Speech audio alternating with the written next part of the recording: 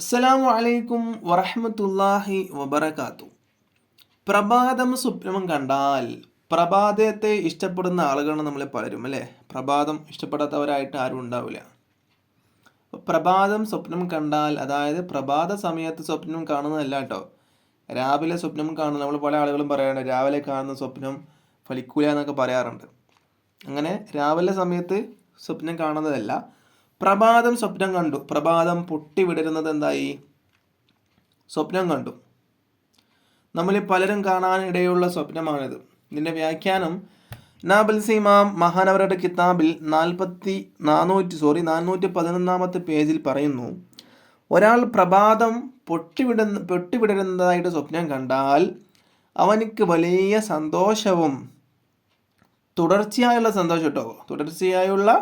സന്തോഷവും ഉണ്ടാകുമെന്നാണ് സൂചിപ്പിക്കുന്നത്. മനസ്സിലായില്ലേ? ഇരുട്ടിന് ശേഷം വരുന്നതാണല്ലോ പ്രഭാതം. ഇരുട്ടൊക്കെ നീക്കി നല്ല വെളിച്ചമേക്കി വരുന്നതാണ് പ്രഭാതം. അപ്പോൾ ഇരുട്ടിന് ശേഷം വരുന്ന ആയതുകൊണ്ട് പ്രഭാതം അത് എല്ലാവർക്കും വെളിച്ചമേകുന്നു, കൺകുളിർമയുള്ള കാഴ്ച തരുന്നു. നമുക്കല്ലേ, കൺകുളിർമയുള്ള നല്ല അടിപൊളി കാഴ്ച തരുന്നു.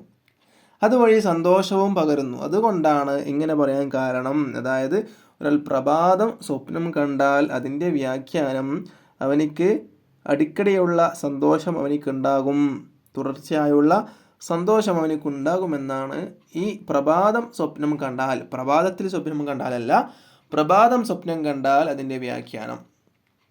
അപ്പോൾ വീഡിയോ ഇഷ്ടപ്പെട്ടാൽ ലൈക്ക് ചെയ്യുക, ഷെയർ ചെയ്യുക. ഇതുപോലുള്ള വീഡിയോസിന് വേണ്ടി ചാനൽ സബ്സ്ക്രൈബ് ചെയ്യുക.